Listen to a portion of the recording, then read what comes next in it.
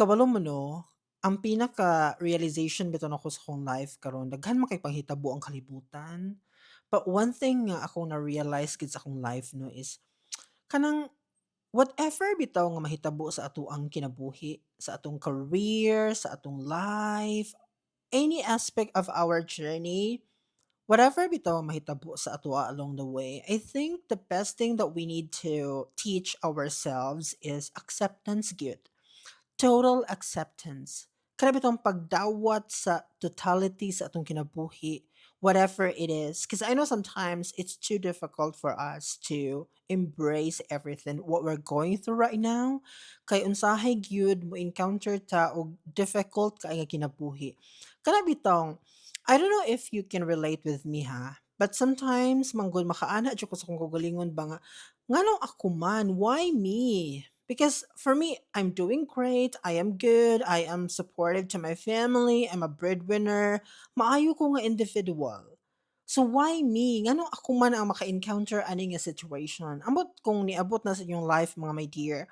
But ako naka-experience gyud ko ani and I used to ask God, mura bang i-question ako siya although it's not good to question the Lord's decisions atong mga kinabuhi. Di man gyud unta na maayo nga mangutana ta nga nganong ako man sa kadaghang tao sa kalibutan. Nganong ako ang mo-encounter ani nga situation? Ingon ana bitaw. So, ga-reflect ko, ga-contemplate ko mga my dear. Aduna ko'y enough nga time karon to think about it. So ako siyang gihuna-huna ba while nagpatugtog ko og kanang emotional nga music and then naminaw ko. I was thinking nga, siguro ang Ginoo nakita niya nga ang kani nga life nimo is not good for you anymore. Kana bitang gusto ka niya protektahan sa posibleng mahitabo sa imong kinabuhi in the future. That is why gahimo siyang paagi to force you nga mo give up sa usa ka situation. Munang moana gyud ko nga aduna gyud rason ang tanan. Although most of the time we cannot figure out easily. Murag ba blanko ba, no? You're asking nganong unsa man ni? What's happening right now? Wa ko kasabot. Unya wa po ta kahibalo hata mangutana cause people around us they don't know why imo nang na-experience. So only God can tell you nga nganong nahitabo na siya. So grabe kaayo ka kanang mysterious ba ang ato ang kanang composition sa atong kinabuhi nga sometimes maglibog ta, no? Pero today na-realize gid nako nga ang Ginoo always gid siyang gapaluyo sa atoang kinabuhi. Ako mga my dear, I have to be honest with you, di man ko ingon ana ka religious kapag ka person.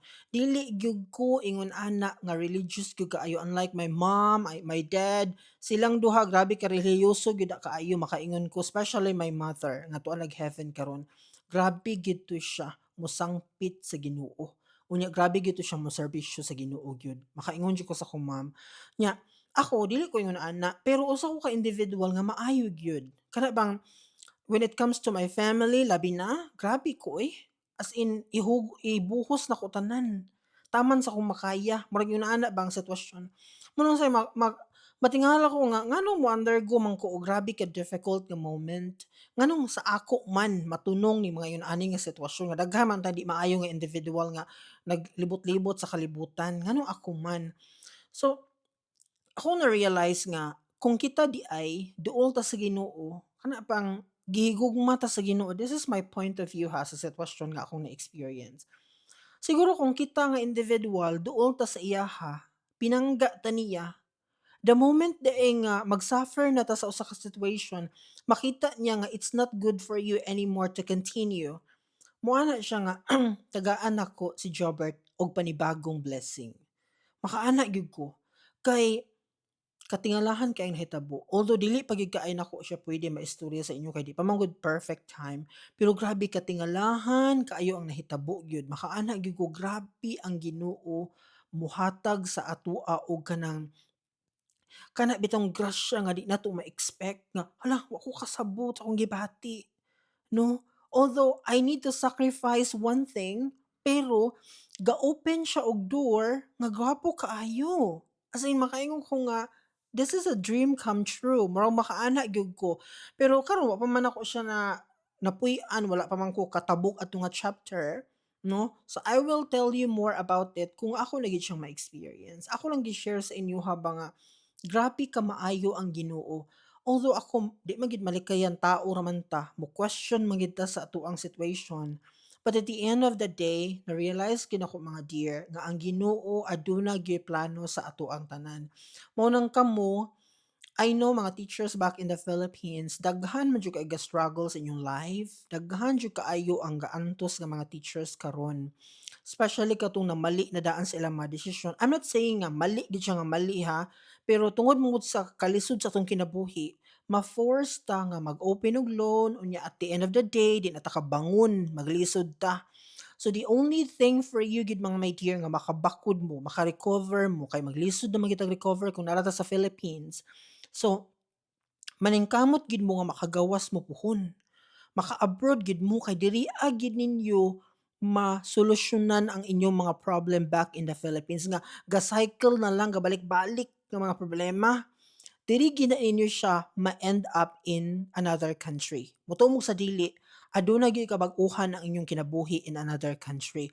Although, we need to sacrifice. Mag-antos gid ta. Aduna tay daghan kaayong mga pagsulay, mga struggles nga we need to conquer by ourselves. Kana pang walay makatabang sa ato nga laing tao, gawas lang kung aduna kay family here, naa imong mga anak, imong mama, so it's not difficult kaayo.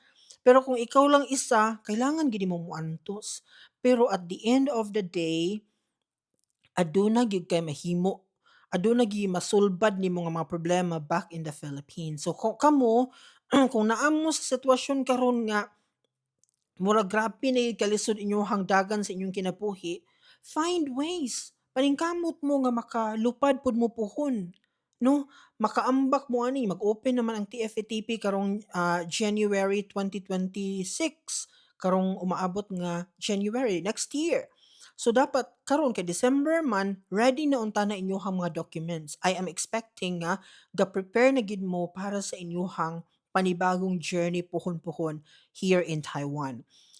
Makaingon gyud ko, gikan sa ako niha nga statement, living here for more than 3 years na, ako gyud iingon sa inyo nga nindot gyud kaini nga bansa para sa mga Filipino. Dili siya perfect gyud mga my dear, pero mabag-o gyud inyong mga not totally ma-change, pero aduna gyud mo ma-achieve. Naagi mga kabag-uhan sa ato mga kinabuhi once nga mo fight lang gid mo sa inyong journey diri no?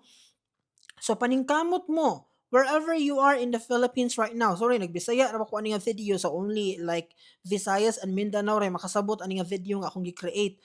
No, anyway, similar man ni siya sa mga other videos nga akong gi-produce before. Na naman po ko gi-speak ana in Tagalog, so you can still check that video and watch para masabtan ninyo akong point nga ako wala gyud ko pugong sa inyo nga mulupad mo because this is a good opportunity, especially sa mga teachers nga karon struggling na kay ang situation back in the Philippines. Okay? So paningkamot mo nga makaambak mo ani nga chapter puhon kay after ninyo og trabaho sa inyong journey diri for couple of years, we can come back naman in the Philippines unya makabalik pud ta sa atuang gibiyaan nga Department of Education. So ana lang gid ang journey mga dear para lang gid mo survive, especially katong mga naay anak, gipa-eskwela, adunay mga importante kay nga dapat ma-solve no kay ginikanan pud sila. Nya ila buyag yung gibitbit ang responsibility nila sa ilahang mga anak which na support I mean makaingon ko nga maayo ka nga ginikanan because you're doing that. Ingon ana no. So ayaw mo kahadlok mga my dear, ayaw gyud mo kahadlok mo abri og another chapter sa inyong kinabuhi. Unya ayaw pud mo kahadlok mo end up og chapter sa inyong kinabuhi. Kay once gani nga i-allow na siya sa Ginoo, makaingon gyud ko, gikan sa akong personal nga experience sa makaingon gyud ko nga once di ay siya nga kanang i-allow itugot sa Ginoo, aduna siya pag-aablihan nga gwapo nga opportunity para kanimo, para kanako, para kanimo, para kanatong tanan. See you again next time for another meaningful conversation. Bye bye.